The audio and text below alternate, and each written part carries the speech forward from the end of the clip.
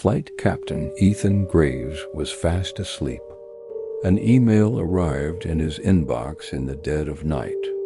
The email read, "Reactivation of Flight 717 approved.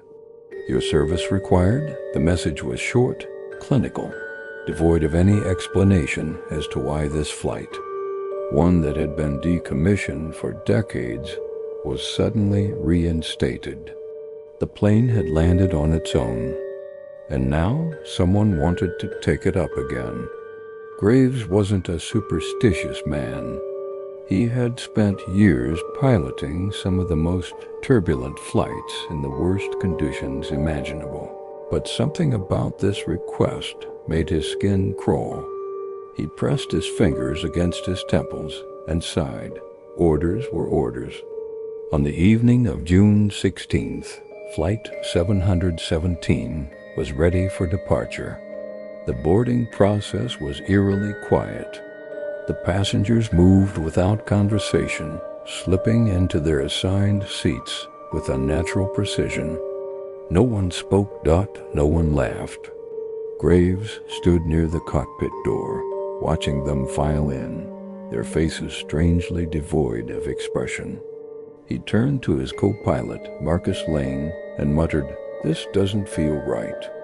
Marcus scoffed, tapping at the control panel. "You're just buying into the rumors.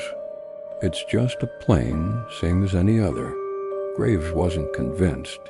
At precisely 30,000 feet, the first odd occurrence took place.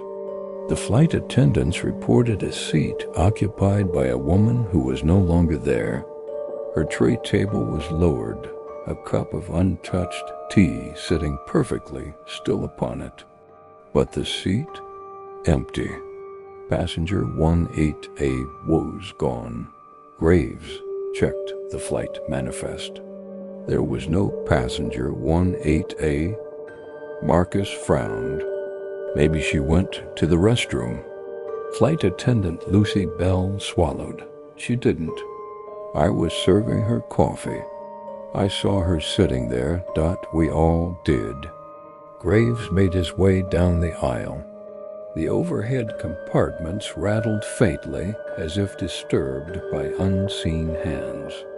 A strange humming filled the cabin, nearly imperceptible at first, but growing louder, thrumming into the bones of the aircraft. Then the intercom crackled. "Prepare for descent." Graves' blood ran cold. They weren't supposed to descend. And worse, the voice wasn't his. The turbulence struck in sudden, violent waves.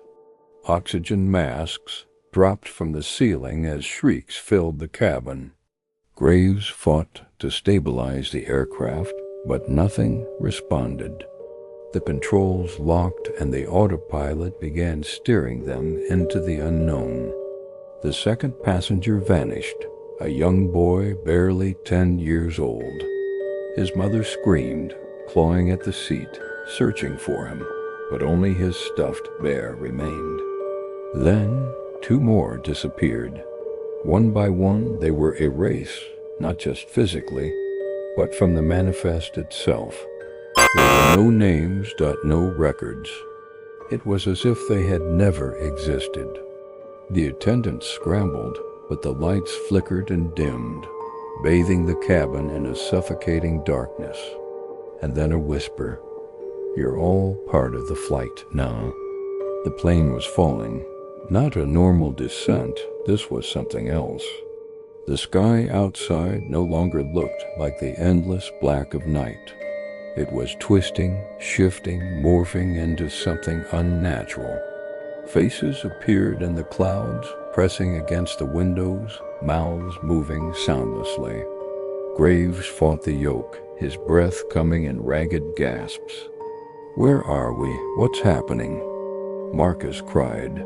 Then the cockpit door opened. Not slowly, not with effort.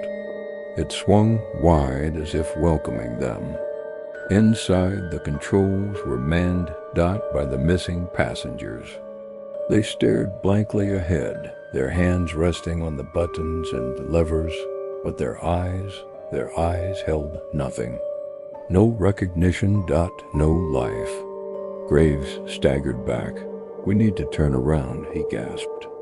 Marcus let out a choked laugh, shaking his head violently. "We're already where we belong, Captain." And when Graves looked into Marcus' eyes, he understood. Marcus had never been Marcus. Marcus had always belonged to the flight. The last transmission from Flight 717 was brief.